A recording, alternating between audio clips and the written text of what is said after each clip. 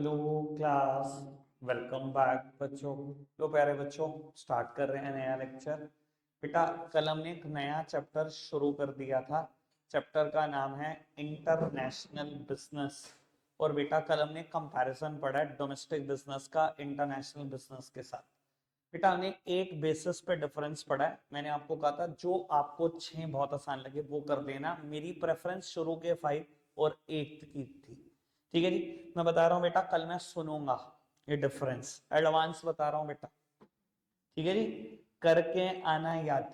ठीक है, आज मैं फिलहाल एक नया टॉपिक शुरू कर रहा हूं। टॉपिक समझना, बड़ा इंटरेस्टिंग टॉपिक है। सर ऐसा हो सकता है बाद में कि टीचर इस टॉपिक में से इक्का दुक्का पोर्शन कटवा दे। भैया रिवीजन में नहीं करेंगे, फिलहाल सारा समझ लो क्योंकि ये आगे काम आएगी चीज। बेटा टॉपिक का नाम है modes of entry into the international business. कि वो कौन कौन से मोड्स हैं जिसके थ्रू आप इंटरनेशनल बिजनेस में एंट्री ले सकते हो। और बेटा बता देता हूं, एक आध नहीं है, बहुत बहुत बहुत सारे हैं। ठीक है जी, सारे के बारे में आज समझना है, सबका इंट्रोडक्शन मुझे आज देना है। देखो मैं आपको थोड़ी थोड़ी बात क्लियर भी करनी शुरू करता हूं कि कौन कौन से मोड्स हो सकते हैं। सबसे पहला मोड बेटा, सबसे नॉर्मल मोड जो सब बच्चों को पता होता है फॉरेन इंटरनेशनल बिजनेस में एंट्री लेने का या फॉरेन में एंट्री लेने का, वो एक्सपोर्टिंग इंपोर्टिंग। कोई दिक्कत कोई परेशानी किसी को नहीं होगी इसमें। ठीक है जी। एक और मोड होता है बेटा आउटसोर्सिंग या कॉन्ट्रैक्ट मैन्युफैक्चरिंग भी बोलते हैं इसको। आउटसोर्सिंग या कॉन्ट्रैक्ट मैन्युफैक्चरिंग करेंगे बेटा इसकी बात।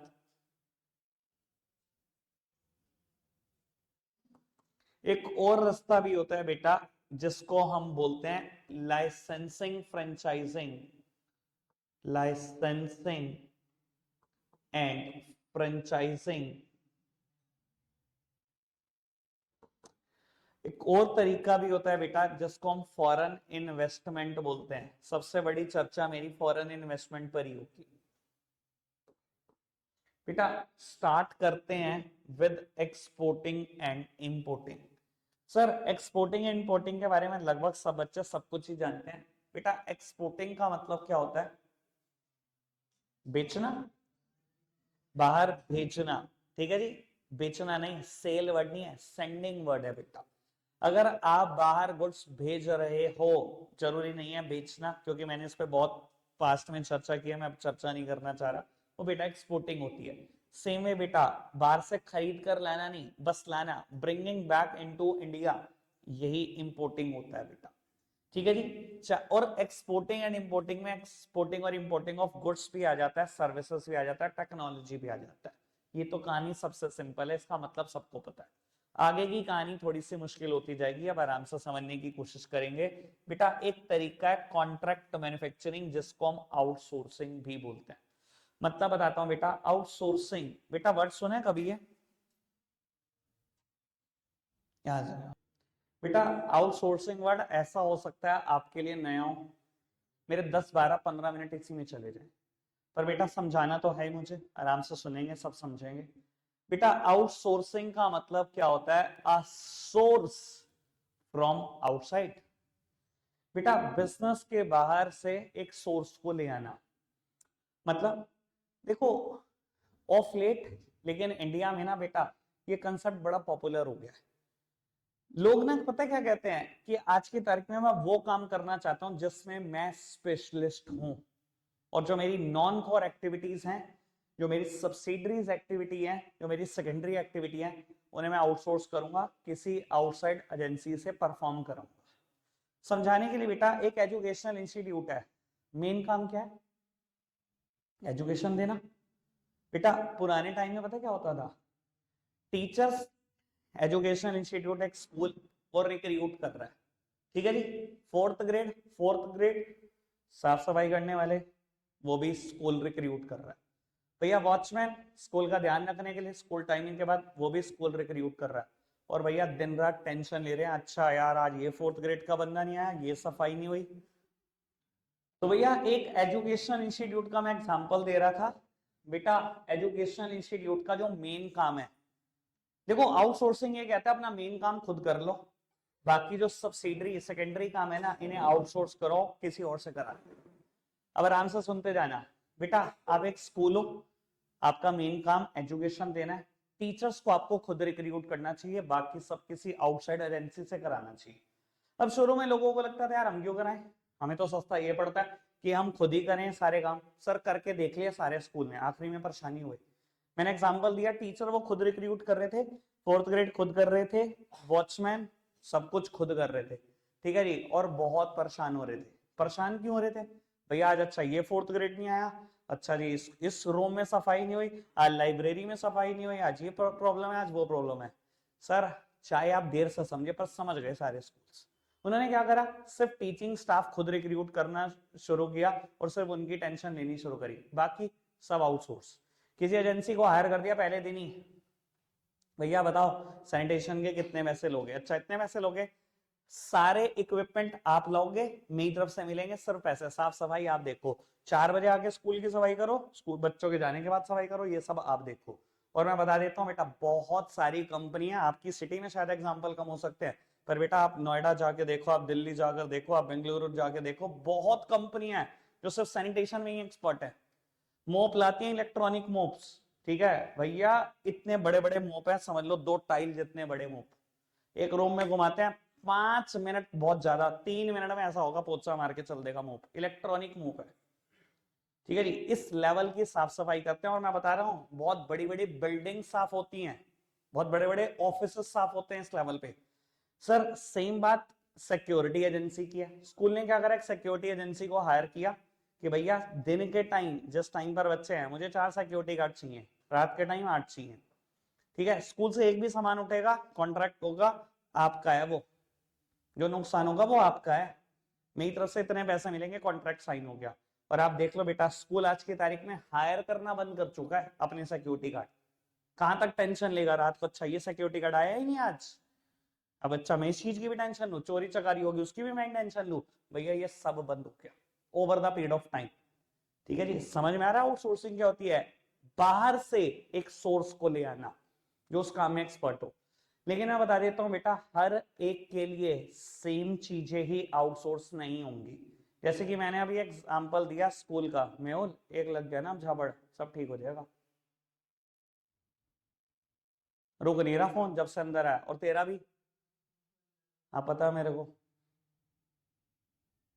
बेटा, हर एक के लिए ना सेम ही चीज सेकेंडरी एक्टिविटी हो नहीं सकती।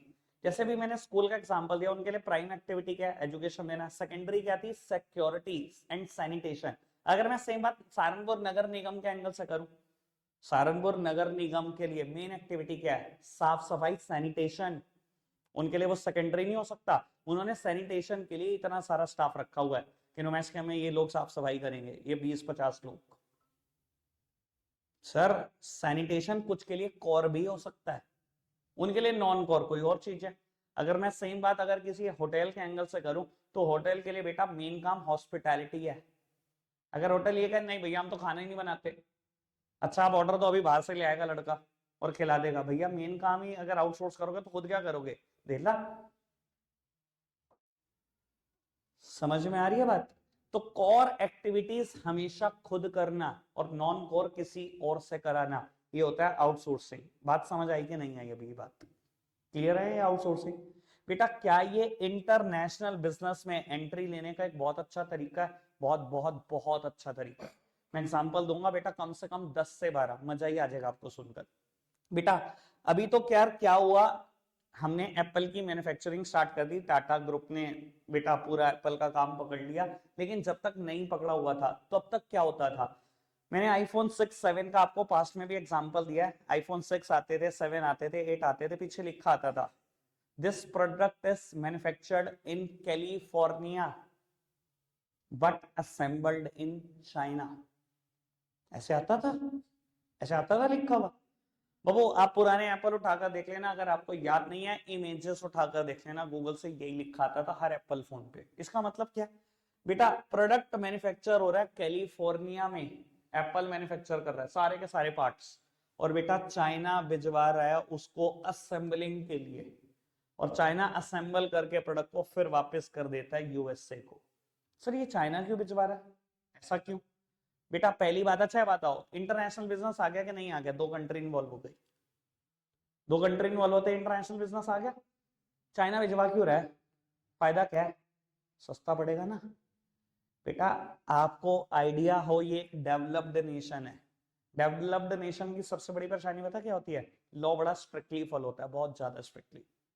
अब भैया यहाँ क्या है, ना तो आप चाइल्ड लेबर का यूज कर सकते, ना बहुत ज्यादा वुमेन लेबर का यूज कर सकते, और अगर किसी मेल का यूज करोगे तो बेटा मिनिमम वेज एक्ट आपके ऊपर लग जाएगा, मिनिमम वेजेस देनी पड़ेगी। अगर मैंने 6 घंटे दिन के काम करा दिया, वहां पर मिनिमम वेजेस डिसाइडेड है 500 रुपए, उनके लिए $500, $500, $500 देने पड़ेंगे, फिर क्या करोगे, दे दिए $500। भैया $500 आज की तारीख में 80 से गुना तो कर लो, 40,000 रुपए, ठीक है ना जी, एक दिन के। और यही काम अगर हम चाइना से करा दे तो भैया जिस देश की पॉपुलेशन 140 करोड़ लोग हों, वहां लेबर 500 रुपए दिहाड़ी में काम करती है। हमारे देश में भी तो सही माल आता है, 10 बजे मजदूर आ जाता है, 5:30 जाता है, $550 उसकी दिहाड़ी है। ये काम $500 का है वहां। क्या सस्ता पड़ रहा है आपको, समझ में आ रहा है? पता क्यों कराता था सैम्पलिंग, इसी वजह से कराता। आई होप ये बात अब आप तक पहुंच गई है। पहला एग्जांपल डन, पर ये एक लौता एग्जांपल नहीं है मेरे पास, मेरे को बहुत सारों पर बढ़ना है बेटा आगे। सर इंडिया आउटसोर्सिंग हब है वर्ल्ड का, ये पता है आपको ये बात? किसी ने सुना है आउटसोर्सिंग हब कौन है पूरी दुनिया में? It is India.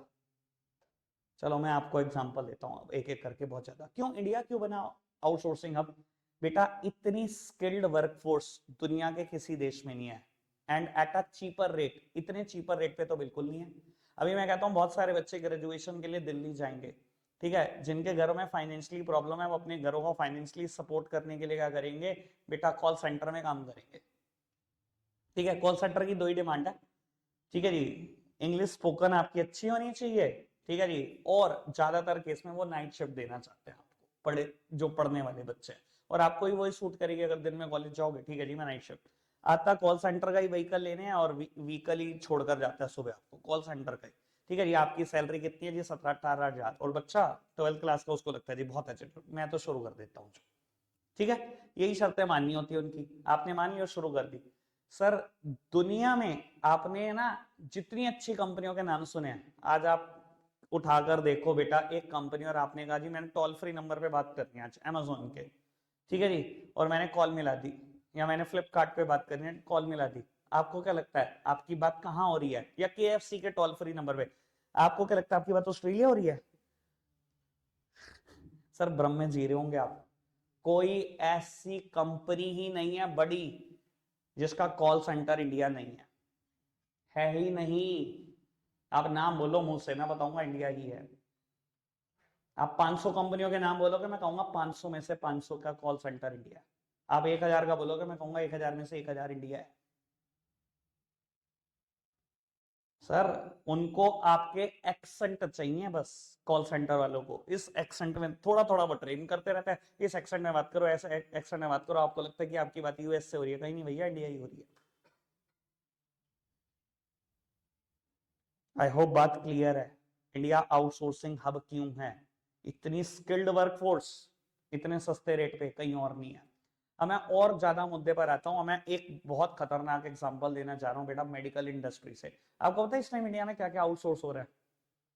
Film editing, film बन रही है हॉलीवुड, एडिटिंग कहां से हो रही है? इंडिया से, सस्ती वही पड़ती है, ठीक है। अकाउंटेंसी, अकाउंटिंग सारी इंडिया में हो रही है।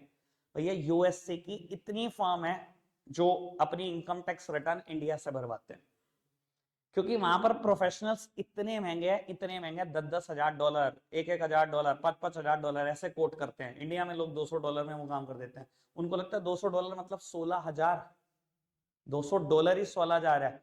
नॉर्मली इनकम टैक्स रिटर्न के सीए को 800-900 हज़ार रुपए मिलते हैं इंडिया में। तो वो यूएसए का काम करके खुश है, यूएसए वाले इंडिया से काम करा के खुश है। इवन सबसे ज्यादा चीज जिसपे मैं मुद्दा लेकर आ रहा हूं वो है बेटा मेडिकल ट्रीटमेंट। बेटा लोग आज की तारीख में पूरा मेडिसिन वाला ये सेक्टर, इतनी ज्यादा आउटसोर्सिंग इंडिया को मिलती है, आपके ख्वाब के बियॉन्ड है।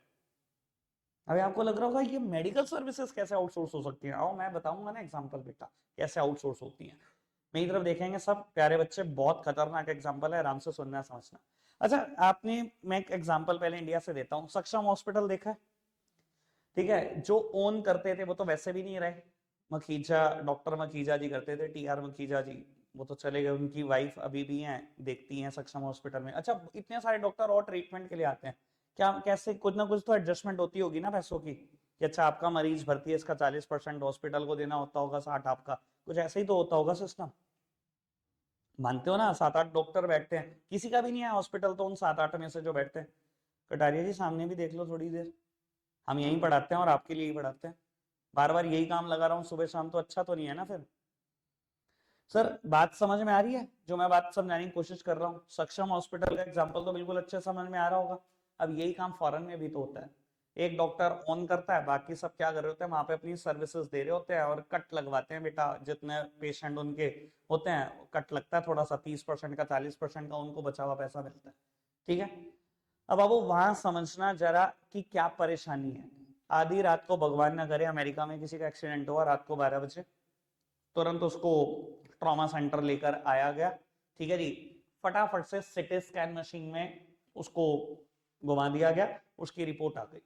अच्छा, अमेरिका में अगर आप डॉक्टर को उठाओ आधी रात, पहली बात तो मेडिकल फैसिलिटीज बड़ी कॉस्टली है, भगवान न करे अगर वहां 15 दिन कोई एडमिट हो गया तो 1 करोड़ से ऊपर का बिल है, 1 CR से ऊपर का बिल है।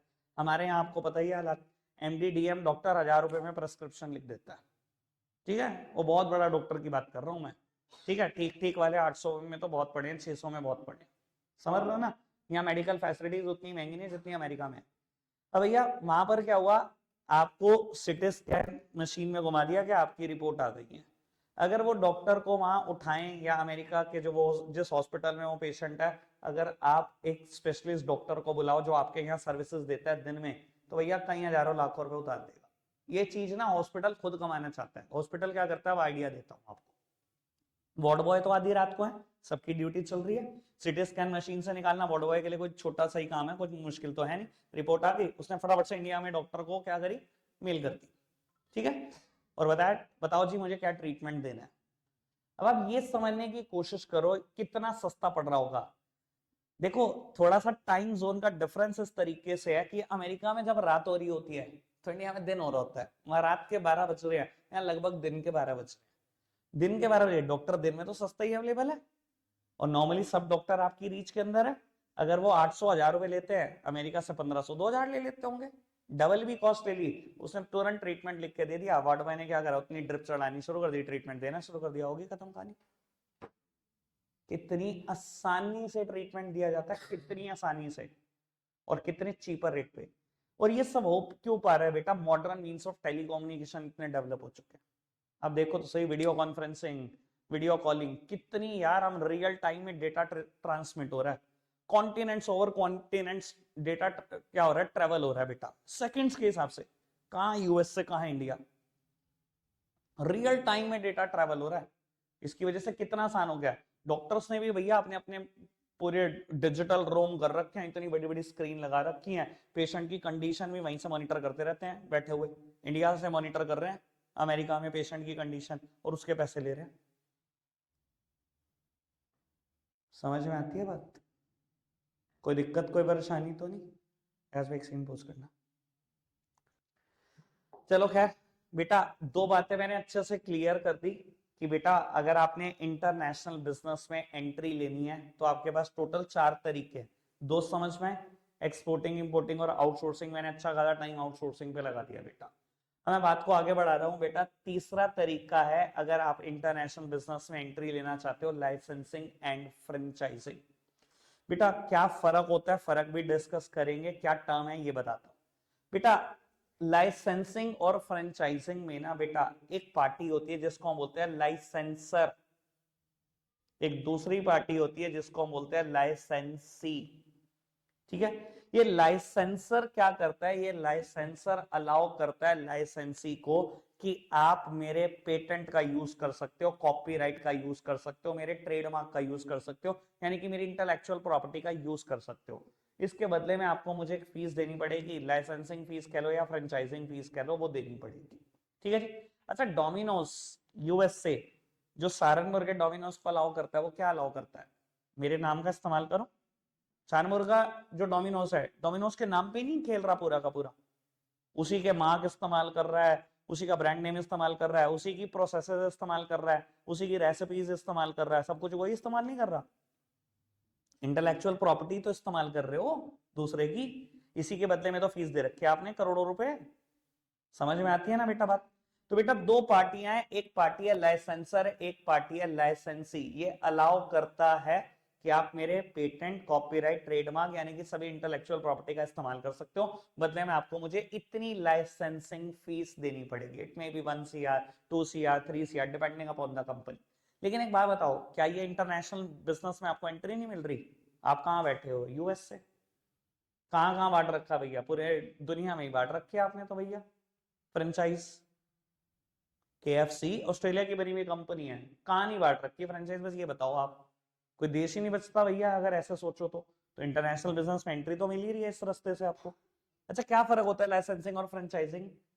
बेटा फ्रेंचाइजिंग बिजनेस हमेशा सर्विसेज के लिए होता है, ये टर्म हमेशा सर्विसेज के लिए लगाना, और ये टर्म हमेशा गुड्स के लिए। इधर देखना, जैसे मैकडी की किसी ने फ्रेंचाइज ली होगी। मैकडी क्या है? एक रेस्टोरेंट सर्विसेज देने वाला ब्रांड।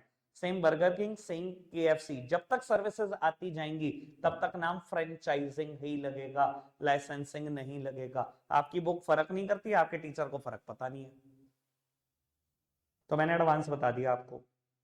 ठीक है जी, समझ में आती है बात? कोई दिक्कत, कोई परेशानी तो नहीं? आगे बढ़ सकते हैं जी।